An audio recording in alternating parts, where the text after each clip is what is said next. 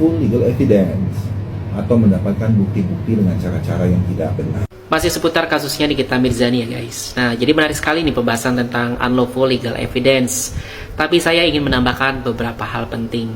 Jadi rekaman yang dibuat secara diam-diam memang bisa menjadi perdebatan dalam hukum jika rekaman ini hanya digunakan sebagai alat bukti dalam laporan ke kepolisian, maka masih ada ruang untuk diperdebatkan sah atau tidaknya.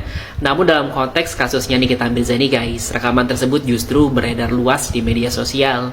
Inilah yang menurut saya menjadi persoalan utama, sebab dalam hukum Indonesia ada batas jelas antara merekam untuk kepentingan pribadi dan merekam lalu menyebarluaskan.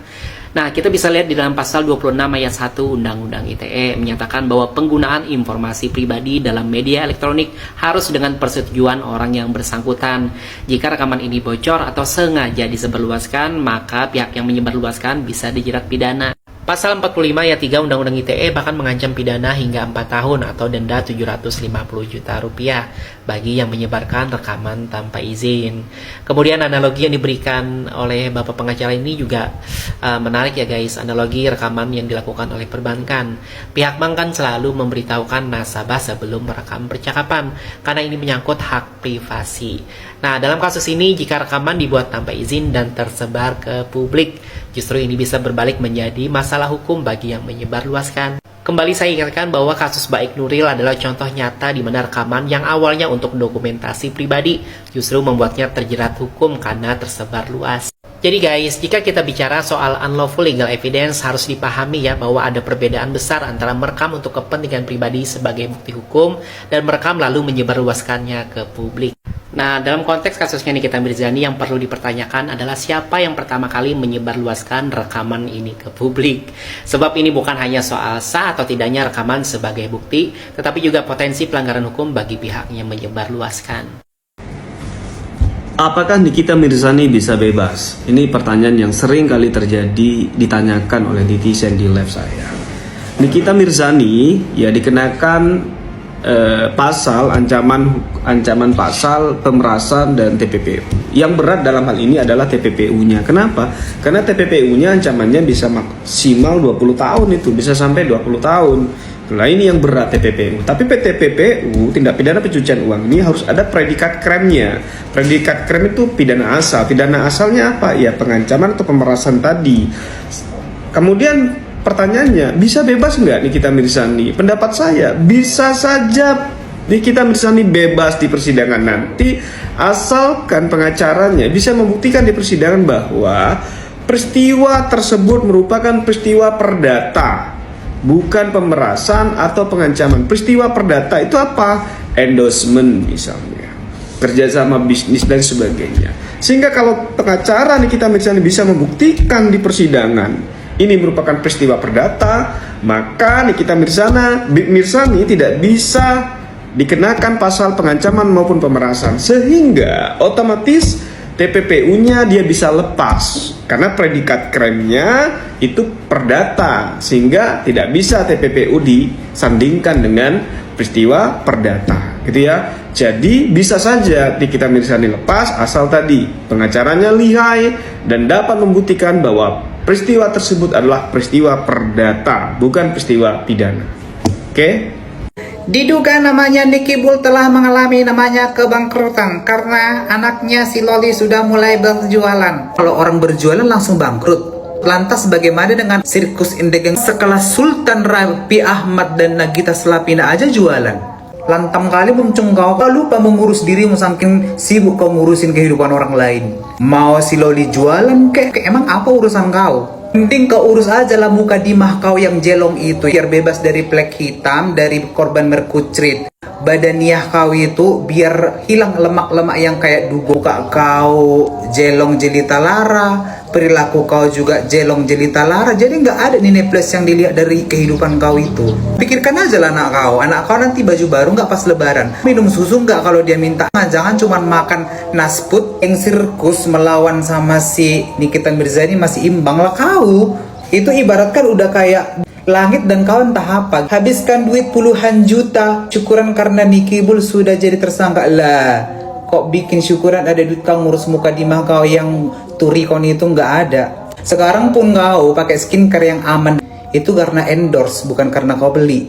Pedas omongan awak ya kan, tapi seimbang dengan kau. Percuma juga kau memakai skincare yang benar-benar sudah aman. Cuma juga kau membuat filter bahkan 1000 lapis. Karena sejatinya inner beauty kau itu nggak ada. Awak kirain tadi yang menghindar macam kayak mana bentuknya, ternyata muka-muka kain ya. Sheila Saukia bikin ribut lagi. Kali ini nyinyirin produk skincare Bella Shofie yang katanya overclaim. Tapi yang keluar dari Sheila malah DM drama penuh sindiran. Seakan dia pengamat skincare paling sah di dunia kecantikan. Bella Shofie sendiri sampai bingung namanya sampai diseret ke drama Mafia Skincare Sheila. Yang lebih kocak, netizen sadar kalau aksi Sheila ini justru kelihatan kayak strategi panik buat ngalihin perhatian dari masalah produknya sendiri. Kayaknya sih Sheila lagi panik karena produknya sendiri banyak yang dikritik juga. Jadi nyari sasaran biar netizen lupa. Maaf nih Kak Shell, mending upgrade produk sendiri, bukan sibuk ngurusin punya orang. Jangan sampai jadi contoh nyata, pepatah, rumput tetangga lebih hijau. Padahal halaman sendiri butut. Aku heran banget sama orang yang menormalisasikan penghinaan anak kecil, apalagi yang masih dalam kandungan. Sidang ini terbuka. Gak harus pakai undangan, kau pikir undangan sunatan? Iya, buzzer. Makanya buzzer tuh yang pinter, kayak ya Tuhan, udah dibayar goceng masih aja. Ini aku ceritain ya. Intinya Mbak Sandi sampai cerita itu sampai nangis di persidangan itu. Jadi di titik dia itu stres karena yang ditanyakan ke dokter itu bukan, "Dok, anak saya jenis kelamin perempuan nggak? Dok, jenis kelamin laki-laki nggak?" Tapi satu yang ditanya nama dia, "Dok, anak saya masih ada tangannya nggak? Dok, anak saya masih ada kakinya nggak?" Saking kena mentalnya, disumpahin anaknya jadi cacat. Terus membuat Frozen nih. Kenapa sampai seheboh itu? Jadi Mbak Sandi di situ tuh ditunjuk-tunjuk lah, dibentak lah. Arogan sekali Anda. Pantas dulu digebrak sama NM. Suruh mereka bersumpah di Al-Quran.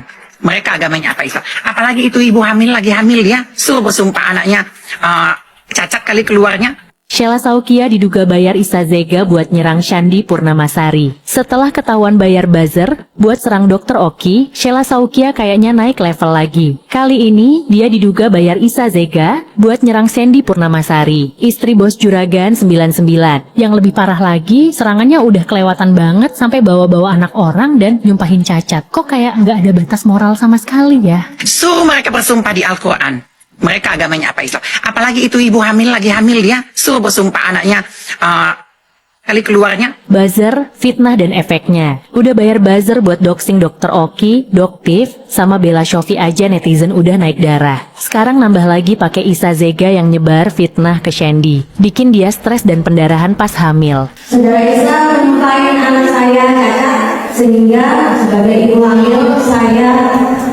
pikiran tentunya membuat saya stres sampai saya berdarah sampai 3 kali.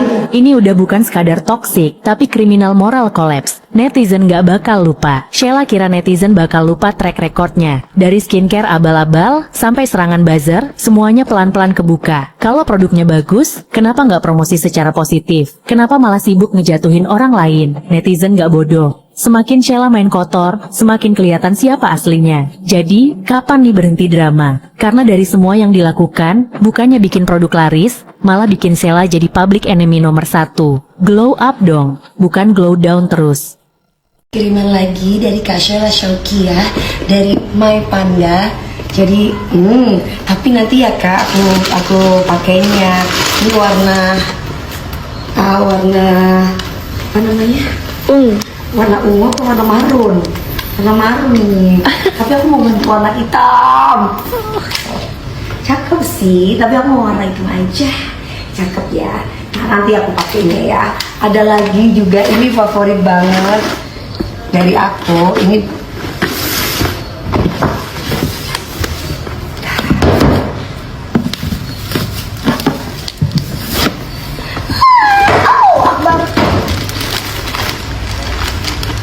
suka. Ada jilbabnya.